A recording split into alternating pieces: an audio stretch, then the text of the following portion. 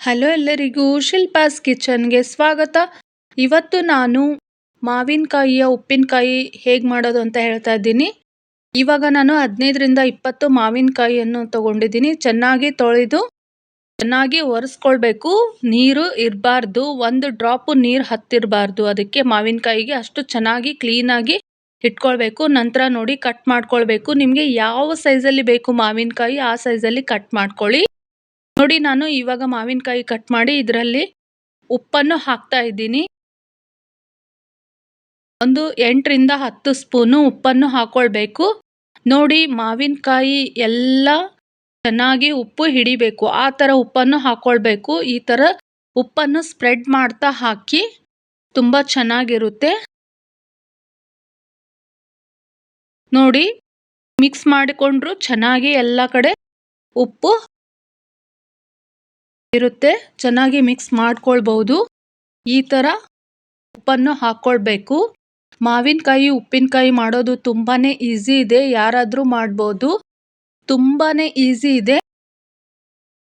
ಮಾವಿನಕಾಯಿ ಉಪ್ಪಿನಕಾಯಿ ಅನ್ನ, ತುಪ್ಪ ಮತ್ತು ಉಪ್ಪಿನಕಾಯಿ ಹಾಕೊಂಡು ತಿಂದರೆ ಮತ್ತೆ ಮತ್ತೆ ತಿನ್ನಬೇಕು ಅನಿಸುತ್ತೆ. ಅಷ್ಟು ಚೆನ್ನಾಗಿರುತ್ತೆ, ಅಷ್ಟು ಟೇಸ್ಟ್ ಆಗಿರುತ್ತೆ.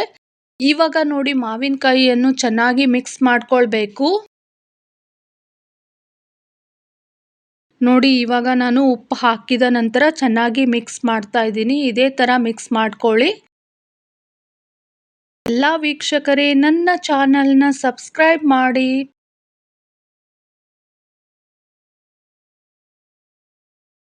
ನೋಡಿ ಇವಾಗ ಇದೇ ಥರ ಎಲ್ಲ ಮಿಕ್ಸ್ ಮಾಡ್ಕೊಳ್ಳಿ ಚೆನ್ನಾಗಿ.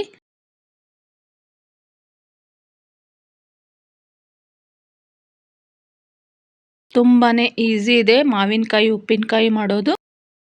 ಎಲ್ಲ ಮಿಕ್ಸ್ ಆದ ನಂತರ ಇದಕ್ಕೆ ನೋಡಿ ಖಾರದ ಪುಡಿಯನ್ನು ಹಾಕ್ಕೊಳ್ಬೇಕು. ಎಲ್ಲ ಕಡೆ ಸ್ಪ್ರೆಡ್ ಮಾಡ್ತಾ ಚೆನ್ನಾಗಿ ಹಾಕ್ಕೊಳ್ಬೇಕು ಖಾರದ ಪುಡಿಯನ್ನು. ನೋಡಿ ಈ ಥರ ಖಾರದ ಪುಡಿಯನ್ನು ಹಾಕ್ಕೊಳ್ಬೇಕು.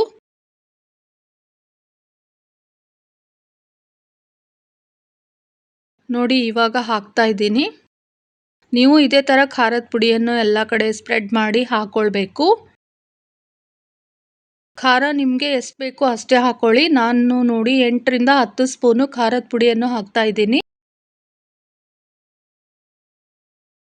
ತುಂಬಾನೇ ಈಸಿ ಇದೆ ಮಾವಿನಕಾಯಿ ಉಪ್ಪಿನಕಾಯಿ ಮಾಡೋದು. ಈ ಸೀಸನಲ್ಲಿ ಮಾಡಿದರೆ ತುಂಬಾನೇ ಚೆನ್ನಾಗಿರುತ್ತೆ. ನೋಡಿ ನಂತರ ಇದಕ್ಕೆ ನಾನು ಅರಿಶಿಣವನ್ನು ಹಾಕ್ತಾ ಇದ್ದೀನಿ. 2 ಸ್ಪೂನು ಅರಿಶಿಣವನ್ನು ಹಾಕ್ಕೊಳ್ಬೇಕು. ಹಾಕಿ ನಂತರ ನೋಡಿ ಇವಾಗ ಚೆನ್ನಾಗಿ ಮಿಕ್ಸ್ ಮಾಡ್ಕೊಳ್ಬೇಕು.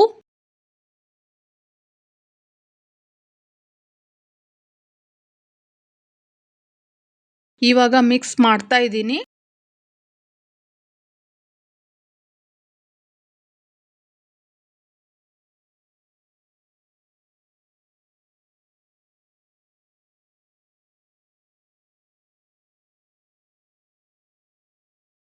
ಎಲ್ಲ ವೀಕ್ಷಕರೇ ನನ್ನ ಚಾನಲ್ನ ಸಬ್ಸ್ಕ್ರೈಬ್ ಮಾಡಿ.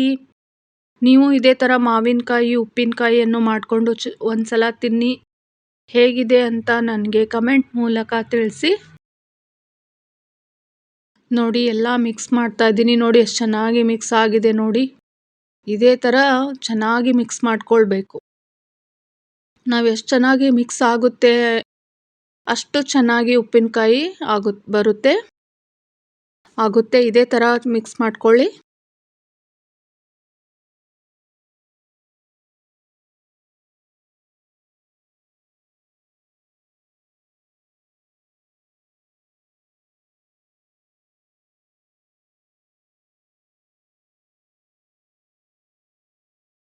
ಹಾಕ್ಕೊಳ್ಬಾರ್ದು, ಒಂದು ಹನಿನೂ ನೀರು ಬೀಳಬಾರ್ದು ಇದರಲ್ಲಿ. ಆ ಥರ ನೋಡ್ಕೋಬೇಕು.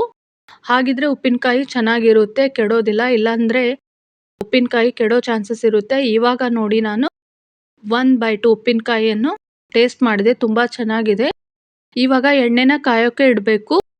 ಒಂದು 5ರಿಂದ 6 ಸ್ಪೂನು ಎಣ್ಣೆನ ಕಾಯಿಸ್ಬೇಕು. ಅದಾದ ನಂತರ ನೋಡಿ ಇದರಲ್ಲಿ ಹಾಕ್ಕೊಳ್ಬೇಕು. ಉಪ್ಪಿನಕಾಯಲ್ಲಿ ಬರೀ ಎಣ್ಣೆಯನ್ನು ಹಾಕ್ಕೊಳ್ಬೇಕು, ಎಣ್ಣೆ ಮಾತ್ರ. ಮತ್ತು ಬೇರೆ ಏನು ಹಾಕ್ಕೊಳ್ಳೋಕೆ ಹೋಗಬಾರ್ದು ಇದರಲ್ಲಿ. ಏನು ಹಾಕೋಬಾರ್ದು, ಓನ್ಲಿ ಎಣ್ಣೆ ಅಷ್ಟೇ ಹಾಕೋಬೇಕು.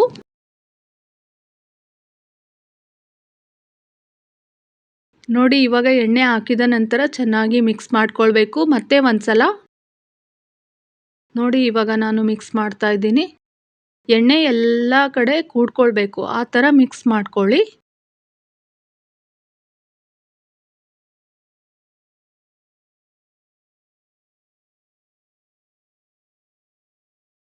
ನೀವು ಒಂದ್ಸಲ ಮಾಡಿ ಇದೇ ಥರ ಮತ್ತೆ ಮತ್ತೆ ಮಾಡಬೇಕು ಅನಿಸುತ್ತೆ, ಅಷ್ಟು ಚೆನ್ನಾಗಿರುತ್ತೆ. ತುಂಬ ಸಿಂಪಲ್ ಆಗಿದೆ, ತುಂಬಾ ಈಸಿ ಇದೆ. ನೋಡಿ ಎಷ್ಟು ಚೆನ್ನಾಗಿ ಆಗಿದೆ ಉಪ್ಪಿನಕಾಯಿ, ಮಾವಿನಕಾಯಿಯ ಉಪ್ಪಿನಕಾಯಿ.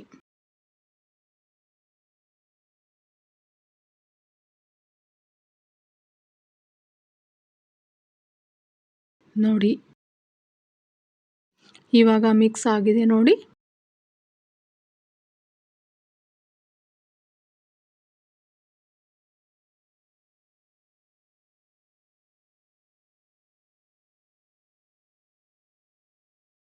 ಇವಾಗ ಎಣ್ಣೆ ಹಾಕಿದ ನಂತರ ಚೆನ್ನಾಗಿ ಮಿಕ್ಸ್ ಮಾಡ್ಕೊಳ್ಬೇಕು.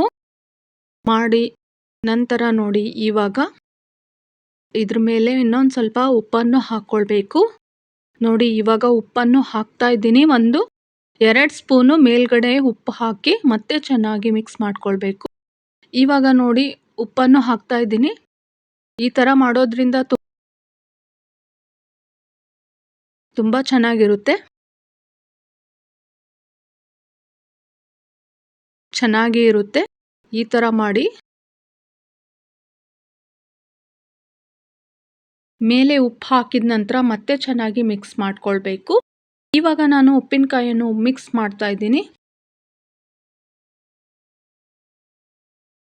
ಮಾವಿನಕಾಯಿಯ ಉಪ್ಪಿನಕಾಯಿ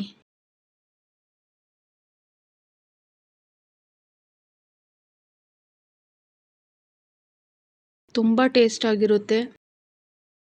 ನೋಡಿ ಆಗಲೇ ನಾನು ಟೇಸ್ಟ್ ನೋಡಾಗಿದೆ, ತುಂಬಾ ಟೇಸ್ಟ್ ಆಗಿದೆ.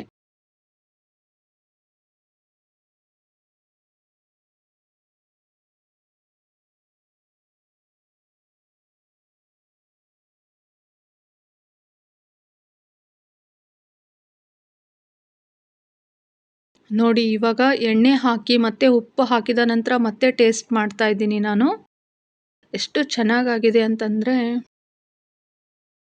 ಅಷ್ಟು ಚೆನ್ನಾಗಾಗಿದೆ. ನೀವು ಇದೇ ಥರ ಮಾಡಿ ತಿನ್ನಿ. ಹೇಗಿದೆ ಅಂತ ನನಗೆ ಕಮೆಂಟ್ ಮೂಲಕ ತಿಳಿಸಿ. ಲೈಕ್ ಮಾಡಿ, ಕಮೆಂಟ್ ಮಾಡಿ, ಶೇರ್ ಮಾಡಿ, ಸಬ್ಸ್ಕ್ರೈಬ್ ಮಾಡಿ. ನೋಡಿ ಉಪ್ಪಿನಕಾಯಿ ಇವಾಗ ರೆಡಿಯಾಗಿದೆ. Thank you all for watching.